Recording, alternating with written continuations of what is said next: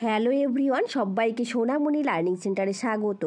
তোমরা যারা ষষ্ঠ শ্রেণীতে পড়ছো তোমাদের জন্য আমি নিয়ে এসেছি ইতিহাস সাজেশন। এর আগে আমি অনেকগুলো সাজেশন দিয়েছি, তোমরা যারা দেখোনি ভিডিওর ডেসক্রিপশন বক্সে লিঙ্ক থাকবে, সেখান থেকে দেখে নিও। তাহলে চলো শুরু করা যাক আজকের পর্বটি। দেখো, একের দাগে বলেছে সঠিক উত্তরটি বেছে নিয়ে লেখো।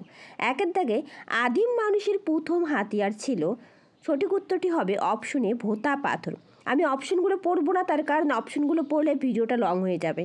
পরের প্রশ্ন 2 দাগ ভীমবেটকা গুহাটি অবস্থিত, সঠিক উত্তরটি হবে অপশন ডি মধ্যপ্রদেশে। পরের প্রশ্ন 3 দাগ আদিম মানুষের প্রথম রান্না করা খাবার হলো, সঠিক উত্তরটি হবে অপশনে পোড়া মাংস।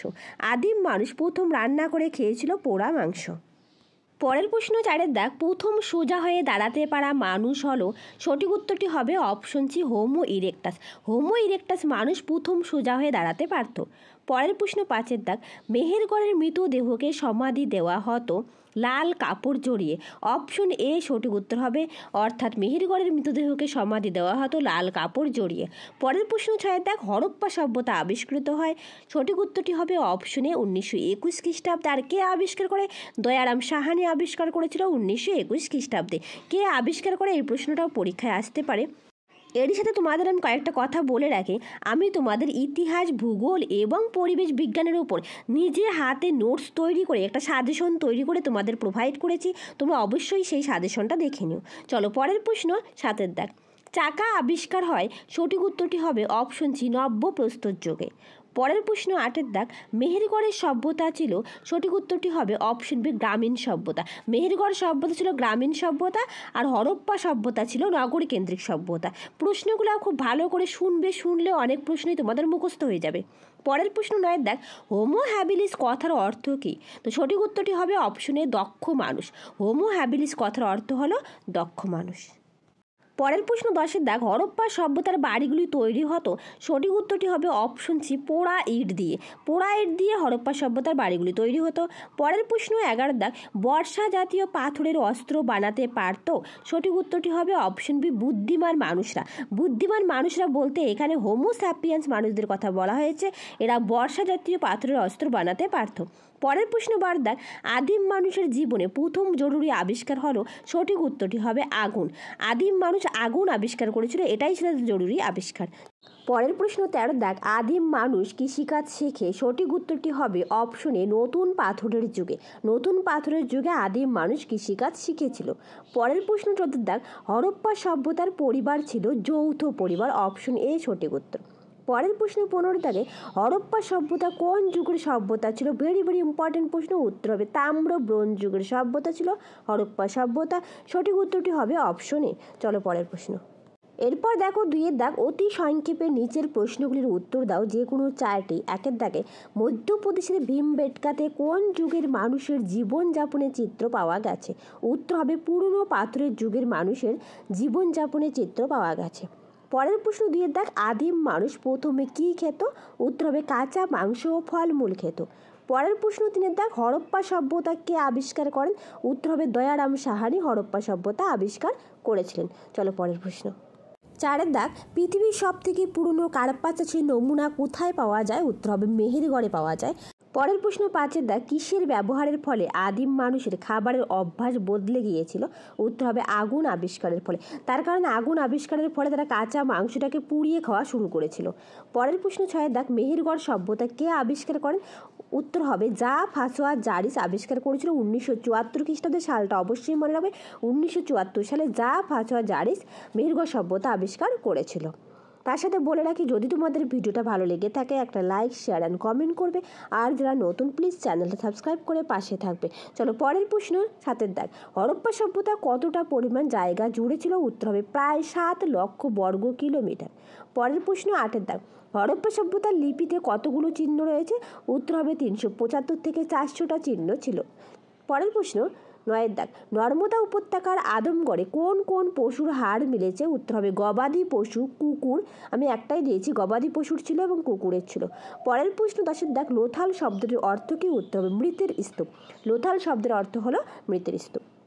পরের প্রশ্ন 11 দাগ আদিম মানুষ বস্ত্র হিসাবে প্রথমে কি কি ব্যবহার করত? উত্তর হবে পশুর চামড়া এবং গাছের ছাল ব্যবহার করত। পরের প্রশ্ন 12 দাগ, হরপ্পাবাসীরা কোন পশুর ব্যবহার জানতো না? উত্তর হবে ঘোড়ার ব্যবহার হরপ্পাবাসীরা জানতো না। পরের প্রশ্ন 13 দাগ, সিন্ধু লিপির সঙ্গে কোন ভাষার মিল পাওয়া যায়? উত্তর হবে দ্রাবিড় ভাষার মিল পাওয়া যায়। পরের প্রশ্ন 15 দাগ, কোথায় কাঠের লাঙলের ফলার দাগ পাওয়া গেছে? উত্তর হবে রাজস্থানের কালীবঙ্গনে কাঠের লাঙলের ফলার দাগ পাওয়া গেছে। চলো পরের প্রশ্ন। পরের প্রশ্ন 15 দাগ, সভ্যতার সবচেয়ে বড় মাপকাঠি কি? উত্তর হবে শিলালিপির ব্যবহার। পরের প্রশ্ন 16 দাগ, একটি নদীমাতৃক সভ্যতার নাম লেখো। উত্তর হবে হরপ্পা সভ্যতা, সিন্ধু সভ্যতা, এগুলো নদীমাতৃক সভ্যতা।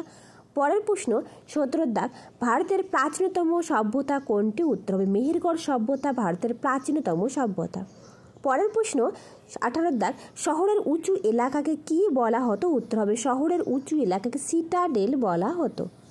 এরপর দেখো 3 দাগ, শূন্যস্থান পূরণ করো যে কোনো চারটি। 1 দাগে বলেছে লেজবিহীন বড় বানরকে বলা হতো ড্যাশ। উত্তর হবে লেজবিহীন বড় বানরকে বলা হতো এপ।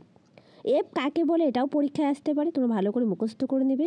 পরের প্রশ্ন 2 দাগ, উত্তরপ্রদেশের ড্যাশ দিকে ধারওয়ালা ছুরি পাওয়া যায়? উত্তর হবে সরাই নহরাইতে। উত্তরপ্রদেশের সরাই নহরাইতে ধারওয়ালা ছুরি পাওয়া গেছে। পরের প্রশ্ন 3 দাগ, হুনসি উপত্যকা অবস্থিত ড্যাশ। উত্তর হবে কর্ণাটকের গুলবার্গ জেলায় হুনসি উপত্যকা অবস্থিত। পরের প্রশ্ন 4 দাগ, হরপ্পা সভ্যতা ড্যাশ যুগের সভ্যতা? উত্তর হবে হরপ্পা সভ্যতা প্রায় ঐতিহাসিক যুগের সভ্যতা। এই প্রশ্নটাও আসতে পারে পরীক্ষায়। চলো পরের প্রশ্ন 5 দাগ, হরপ্পা সভ্যতায় প্রশাসকেরা থাকতেন ড্যাশ। উত্তর হবে নগরগুলির উঁচু অংশে অর্থাৎ সিটাডেলে থাকতেন হরপ্পা সভ্যতার প্রশাসকেরা। পরের প্রশ্ন 6 দাগ হতো, 7 দাগ হয়েছে, মিস্টেক হয়েছে। হরপ্পা সভ্যতা ছিল ড্যাশ। উত্তর হবে নগর সভ্যতা। পরের প্রশ্ন 8 দাগ, হরপ্পা সভ্যতার বাড়িগুলি হলো ড্যাশ ইট দিয়ে বানানো হতো? উত্তর হবে পোড়া ইট দিয়ে বানানো হতো। এরপর দেখো 4 দাগ, 2-3টি বাক্যে নিচের প্রশ্নগুলির উত্তর দাও। যে কোনো 2টি প্রশ্ন 2 নাম্বার করে থাকবে এগুলো। 1 দাগে বলেছে হোমো স্যাপিয়েন্স বা বুদ্ধিমান মানুষের 2টি বৈশিষ্ট্য। দেখো বৈশিষ্ট্যগুলো, এতে দেওয়া আছে এরা দল বেঁধে বড় পশুর শিকার করত। বি, নানা কাজে আগুন ব্যবহার করত, পশুর মাংস পুড়িয়ে খেত। সি, ছোট তীক্ষ্ণ ও ধারালো পাথরের অস্ত্র তৈরি করতে শিখেছিল। এরা বর্ষা জাতীয় পাথরের অস্ত্র বানাতে পারত। এখানে 3টা বৈশিষ্ট্য দেওয়া আছে, তোমরা যে কোনো 2টো বৈশিষ্ট্য লিখবে। যদি 3 নম্বরে আসে ওই জন্য আমি 3 নম্বর হিসেবে 3টা বৈশিষ্ট্য দিয়ে রেখেছি। চলো পরের প্রশ্ন অথবা করে দেওয়া আছে, আদিম মানুষ একসময় যাযাবর ছিল কেন? ভেরি ভেরি ইম্পর্টেন্ট প্রশ্ন। উত্তর, আদিম মানুষ প্রথম দিকে খাদ্য উৎপাদন করতে জানতো না, তারা ছিল খাদ্য সংগ্রাহক। পশুপালনও তাদের জানা ছিল না। শিকার করে ও ফলমূল সংগ্রহ করেই তারা পেট ভরাতো। তাই খাদ্যের সন্ধানে আদিম মানুষকে এক জায়গা থেকে অন্য জায়গায় ঘুরে বেড়াতে হতো। ঋতু পরিবর্তনের সঙ্গে সঙ্গে বিভিন্ন জায়গায় বিভিন্ন ফলমূল জন্মাতো, ফলে তাদেরকেও ঋতু পরিবর্তনের সাথে সাথে স্থানান্তর করতে হতো। তাই আদিম মানুষ যাযাবর ছিল। এই প্রশ্নগুলো কিন্তু খুবই ইম্পর্টেন্ট। এখানে যে 2 নম্বরের প্রশ্নগুলো দেওয়া আছে প্রত্যেকটা প্রশ্ন ভেরি ভেরি ইম্পর্টেন্ট। চলো পরের প্রশ্ন। এরপর দেখো 2 দাগে লুসি কি? উত্তর, 1974 সালে আফ্রিকা মহাদেশের ইথিওপিয়ার হাদার নামক জায়গায় অস্ট্রালোপিথেকাস মানুষের একটি কঙ্কালের কিছুটা অংশ পাওয়া গেছে, সেটাকে লুসি বলা হয়ে থাকে। তারপর দেখো অথবা দিয়ে দেওয়া আছে পাথরের যুগের পর্যায়গুলি কি কি? উত্তর, পাথরের যুগকে 3টি পর্যায়ে ভাগ করা হয়। একটা হচ্ছে পুরনো পাথরের যুগ, একটা মাঝের পাথরের যুগ, একটা নতুন পাথরের যুগ। দেখো পুরনো পাথরের যুগকে প্রাচীন প্রস্তর যুগ বলা হয়। সময়কাল আনুমানিক খ্রিস্টপূর্ব 20 লক্ষ বছর থেকে খ্রিস্টপূর্ব 10,000 বছর। পরের 2 নাম্বার মাঝের পাথরের যুগ মধ্যপ্রস্তর যুগ, সময়কাল আনুমানিক খ্রিস্টপূর্ব 10,000 থেকে 8,000 বছর পূর্ব। তারপর 3 দাগ নতুন পাথরের যুগ নব্যপ্রস্তর যুগ, সময়কাল আনুমানিক খ্রিস্টপূর্ব 8,000 থেকে 4,000 বছর পূর্ব। আমি সময়কালগুলোও দিয়ে রেখেছি, অনেক সময় যদি 3 নাম্বার দেয় এতটুকু লিখলেও এনাফ, ঠিক আছে। চলো পরের প্রশ্ন। 3 দাগের প্রশ্ন, দাবানল কাকে বলে? উত্তর, বনে লাগা আগুনকে দাবানল বলা হয়। বনে গাছের ডালে ঘষা লেগে আগুন জ্বলে উঠে দাবানল সৃষ্টি করে। আদিম মানুষ আগুন জ্বালাতে শেখার আগে দাবানলের আগুনকেই সংগ্রহ করে কাজে লাগাতো। ভেরি ভেরি ইম্পর্টেন্ট প্রশ্ন। পরের প্রশ্ন অথবা দিয়ে হরপ্পা সভ্যতার জলনিকাশি ব্যবস্থা সম্পর্কে লেখো। উত্তর, হরপ্পা সভ্যতার একটি গুরুত্বপূর্ণ দিক ছিল জলনিকাশি ব্যবস্থা। 1 দাগে দেওয়া আছে প্রতিটি বাড়ি নোংরা জল বাড়ি থেকে ছোট নালা দিয়ে বেরিয়ে নগরের রাস্তার পাশে বড় নর্দমাগুলিতে এসে পড়ত। 2, নর্দমাগুলি পোড়া ইট দিয়ে তৈরি হতো। 3 নর্দমাগুলি ঢাকা দেওয়া থাকতো। এগুলো ছিল জলনিকাশি ব্যবস্থা সম্পর্কে যে ব্যবস্থাগুলো নেওয়া হয়েছিল, সেই ব্যবস্থাগুলো 1, 2, 3টা ব্যবস্থা আমি দিয়েছি। ঠিক আছে, চলো পরের প্রশ্ন। এরপর দেখো 5-এর দাগ, নিচের প্রশ্নগুলি 8-10টি বাক্যে উত্তর দাও, যে কোনো দুটি 3 মার্কসেরও থাকবে, অর্থাৎ 3 নম্বরের প্রশ্ন। 1-এর দাগে বলেছে টিকা লেখো মহেঞ্জোদারোর স্নানাগার। ভেরি ভেরি ইম্পর্টেন্ট প্রশ্ন। উত্তর, মহেঞ্জোদারোর স্নানাগার হলো স্নান করার জায়গা। এমনই একটি স্নানাগারের খোঁজ পাওয়া গেছে মহেঞ্জোদারোতে। সেটি লম্বায় ছিল 180 ফুট, চওড়ায় ছিল 108 ফুট, তার চারদিকে 8 ফুট উঁচু ইটের দেওয়াল দিয়ে ঘেরা। এর মাঝামাঝি অংশে একটি বড় জলাশয় ছিল। জলাশয়টিতে বাইরের জল ঢোকা বন্ধ করা হয়েছিল, আবার অতিরিক্ত জল বার করে দেওয়া যেত। জল পরিষ্কার করারও ব্যবস্থা ছিল এই মহেঞ্জোদারো স্নানাগারে। খুবই ইম্পর্টেন্ট প্রশ্ন। চলো পরের প্রশ্ন। তারপর দেখো 2-এর দাগে ভীমবেটকার সংক্ষিপ্ত বিবরণ দাও। এটা টিকাও আসতে পারে। উত্তর, মধ্যপ্রদেশের ভোপাল থেকে কিছুটা দূরে বিন্ধ্য পর্বতের গা ঘেঁষে নির্জন জঙ্গল, সেখানে 1957 খ্রিস্টাব্দে ভীমবেটকায় বেশ কিছু গুহার খোঁজ পাওয়া যায়। ওই গুহাগুলিতে পুরাতন পাথরের যুগ থেকে আদিম মানুষরা থাকতে শুরু করে। গুহার দেওয়ালে তাদের আঁকা ছবি পাওয়া গেছে, প্রায় সবই শিকারের দৃশ্যে। নানা রকম বন্য পশুর ছবি রয়েছে, তাছাড়া পাখি, মাছ, কাঠবিড়ালির মতো প্রাণীরও ছবিও দেখা যায়। এছাড়া দেখা যায় মানুষ একা অথবা দল বেঁধে শিকার করছে। তাদের কারো কারো মুখে মুখোশ, হাতে পায়ে গয়না, অনেক সময় মানুষের সঙ্গে কুকুরকে দেখা যায়। ছবিগুলিতে সবুজ হলুদ রঙের ব্যবহার হলো বেশি, দেখা যায় সাদা এবং লাল রং। চলো পরের প্রশ্ন। 3-এর দাগের প্রশ্ন শুরু করার আগে আবারও বলছি, তোমাদের যদি ভিডিওটা ভালো লেগে থাকে বা একটু কাজে লেগে থাকে, তাহলে অবশ্যই চ্যানেলটা সাবস্ক্রাইব করে পাশে থাকবে এবং লাইক, শেয়ার অ্যান্ড কমেন্ট করবে। দেখো এরপর দেওয়া আছে হরপ্পা সভ্যতার সিলমোহর বর্ণনা দাও। হরপ্পা সভ্যতার প্রত্নতাত্ত্বিকরা অনেক সিলমোহর পেয়েছেন। সিলমোহরগুলিতে নানা লিপি ও প্রতীক চিহ্ন খোদাই করা হতো। বেশিরভাগ হরপ্পীয় সিলমোহর এক ধরনের নরম পাথর কেটে তৈরি। বেশিরভাগ সিলমোহরে একটা উল্টো নকশা খোদাই করা থাকতো। নকশাটি সাধারণত কোনো না কোনো জীবজন্তুর, তার সঙ্গে এক সারি লিপি খোদাই করা থাকতো। ভিজে কাদা মাটিতে ওই সিলমোহরটা ছাপ দিলে তা সোজা হয়ে পড়তো। সিলগুলো বানাবার পরে সেগুলোতে একরকম সাদা জিনিস মাখানো হতো, তারপরে সেগুলো পোড়ানো হতো, ফলে খুবই শক্ত হয়ে যেত সিলগুলি। বেশিরভাগ সিলমোহরের এক সিংহওয়ালা একটি কল্পিত প্রাণীর ছাপ দেখা যায়। তাছাড়া অন্যান্য ছাপও সিলমোহরে আছে। সিংহওয়ালা মানুষ, ষাঁড় ও গাছ ও জ্যামিতিক নকশা খোদাই করা সিলমোহর পাওয়া গেছে। সিলমোহরগুলি থেকে হরপ্পার অর্থনীতি ও ধর্মবিশ্বাস বিষয়ে অনেক কিছু জানা যায়। চলো পরের প্রশ্ন। এরপর দেখো 6-এর দাগে, নিচের প্রশ্নগুলির উত্তর দাও, যে কোনো দুটি প্রশ্ন। 5 মার্কসের প্রশ্ন। 1, আগুন জ্বালাতে শেখার পর আদিম মানুষের কি কি সুবিধা হয়েছিল? উত্তর, আগুনের ব্যবহার আদিম মানুষের জীবনযাত্রার মানকে বদলে দিয়েছিল। আগুনের ব্যবহার তাদের নানাভাবে সুবিধা দিয়েছিল, যেমন ক, প্রচণ্ড ঠান্ডার হাত থেকে রক্ষা পাওয়ার উপায় পাওয়া গেল।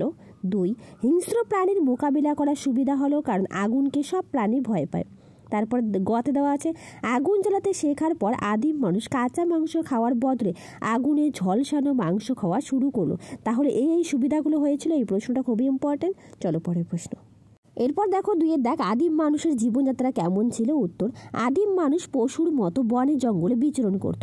গুহাবাসী মানুষ এই সময় বন থেকে ফলমূল, লতাপাতা ও পশুর কাঁচা মাংস আহার করে ক্ষুধা নিবৃত্ত করত। আদিম মানুষের জীবন ছিল বিপদসংকুল ও কষ্টকর। ক্রমশ মানুষ তার বুদ্ধিকে কাজে লাগিয়ে সভ্যতার দিকে এগিয়ে যায়। দেখো পয়েন্ট করেছি বাসস্থান। আদিম মানুষের ঘরবাড়ি বানাতে জানতো না। তারা পাহাড়ের গুহায়, গাছের ডালে বা জলাশয়ে ধরে বসবাস করতো। বনে জঙ্গলে হিংস্র পশুর আক্রমণের সম্ভাবনা থাকতো সবসময়। তোমরাও পয়েন্ট করে করে লিখবে, তার কারণ পয়েন্ট করে লিখলে নাম্বার খুব ভালো আসে। তারপর পয়েন্ট করবে খাদ্য। আদিম মানুষ ছিল খাদ্য সংগ্রাহক। এরা বনে জঙ্গলে ঘুরে ঘুরে ফলমূল সংগ্রহ করত। পশু পাখি ও বিভিন্ন ধরনের প্রাণী শিকার করে তারা কাঁচা মাংস খেত। খুবই ইম্পর্টেন্ট প্রশ্ন। তারপরের পয়েন্ট, বিপদ সংকুল জীবন। আদিম মানুষের জীবন ছিল খুবই বিপদ সংকুল। হিংস্র পশুর সঙ্গে লড়াই করে মানুষকে বেঁচে থাকতে হতো। অনেক মানুষ পশুর সঙ্গে লড়াই করতে গিয়ে অকালে মারা যেত। এছাড়া মানুষ অখাদ্য, কুখাদ্য গ্রহণের কারণেও নানা রকম রোগে আক্রান্ত হতো। তারপরে হচ্ছে অসহায়তা। আদিম মানুষ প্রকৃতির কাছে ছিল অসহায়। ঝড়, বৃষ্টি, ভূমিকম্প, তুষারপাত, বজ্রপাত, প্রবল শীতে মানুষ প্রচণ্ড কষ্ট পেত।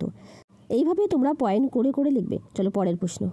3-এর দাগে, হরপ্পা সভ্যতা নগর পরিকল্পনা কীরকম ছিল? Very very important. উত্তর, পৃথিবীর সুপ্রাচীন সভ্যতাগুলির মধ্যে হরপ্পা সভ্যতা ছিল অন্যতম।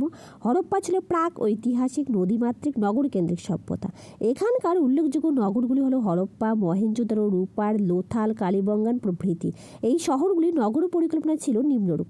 নগর পরিকল্পনা পয়েন্ট করবে জনবসতির এলাকা।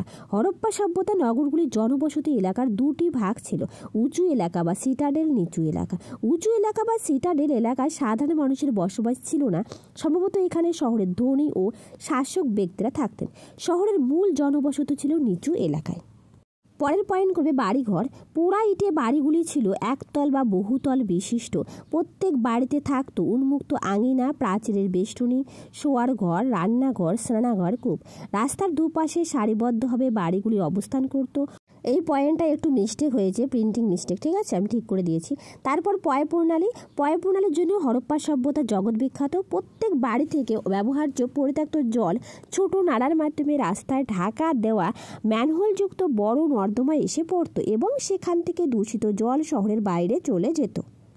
এরপর পয়েন্ট করবে রাস্তাঘাট। হরপ্পা শহরগুলির রাস্তাঘাট ছিল প্রশস্ত 9 থেকে 30 মিটার পর্যন্ত। রাস্তাগুলি উত্তর দক্ষিণে ও পূর্ব পশ্চিমে বিস্তৃত ছিল। রাজপথগুলি আলোর ব্যবস্থা ছিল। তারপর ছিল শস্যাগার।